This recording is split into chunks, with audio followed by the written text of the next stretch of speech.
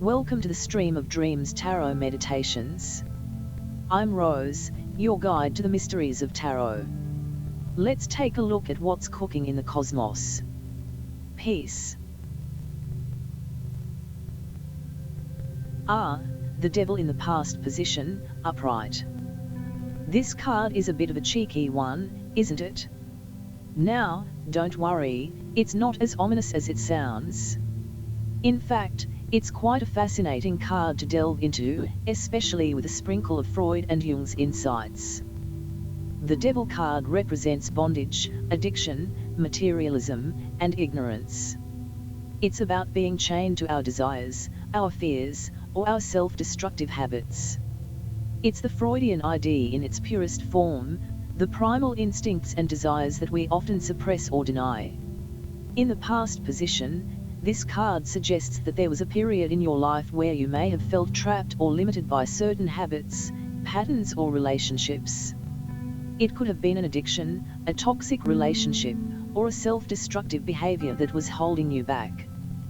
But remember, the Devil card is also about liberation. It's about recognizing these chains and breaking free from them. And since this card is in the past, it's likely that you've already started this process of liberation. As a mindfulness practice, you might want to reflect on this period of your life. What were the chains that bound you? How did you manage to break free? And most importantly, how can you ensure that you don't fall into the same trap again? Remember, the Devil card is not about external forces controlling you. It's about the power you give to these forces.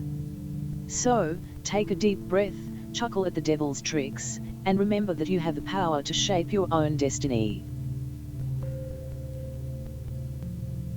The Eight of Cups. This card, in its upright position, suggests a time of transition, change, and personal growth. You're on a journey of self-discovery and self-improvement. You may be feeling a calling to leave behind what is familiar and comfortable, to venture into the unknown. This can be a daunting prospect, but remember, it's all part of your journey towards becoming your truest self. The Eight of Cups is also a card of introspection. You're encouraged to look within, to understand your emotions and desires more deeply. This is a time to leave behind what no longer serves you, whether it's a relationship, a job, or a belief about yourself. In terms of mindfulness, this card is a call to be present with your feelings and emotions. It's okay to feel uncertain or scared about the changes happening. Acknowledge these feelings without judgment, and allow yourself to feel them fully. A simple mindfulness exercise could be to sit quietly, close your eyes, and take a few deep breaths. As you breathe in, imagine yourself drawing in strength and courage. As you breathe out, imagine yourself letting go of fear and doubt. Remember, like the figure in the Eight of Cups, you're embarking on a journey. It might be scary, it might be challenging, but it will also be rewarding and transformative. And remember, you're not alone, your inner wisdom and intuition are there to guide you. So, take a deep breath, step into the unknown, and trust in the journey ahead. In the words of Carl Jung, I am not what happened to me, I am what I choose to become. The Eight of Cups is your invitation to choose, to grow, to become. The Five of Pentacles, inverted. This card often signifies financial hardship or health problems when upright, but in its inverted state, it takes on a different meaning. It suggests that you're moving out of a period of financial instability or health struggles. You're beginning to see the light at the end of the tunnel, and there's a sense of relief and recovery.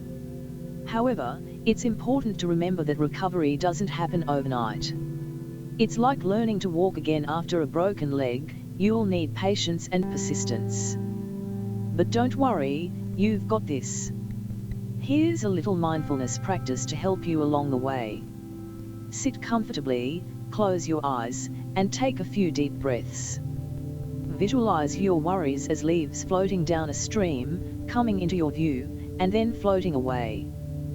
This can help you to let go of any residual stress or anxiety about your situation. Remember, as Carl Jung said, "I am not what happened to me, I am what I choose to become." So choose to become someone who has overcome their struggles, because that's exactly what you're doing. Keep going, you're doing great. Thank you for dropping in. Please take a moment to like and subscribe. Peace.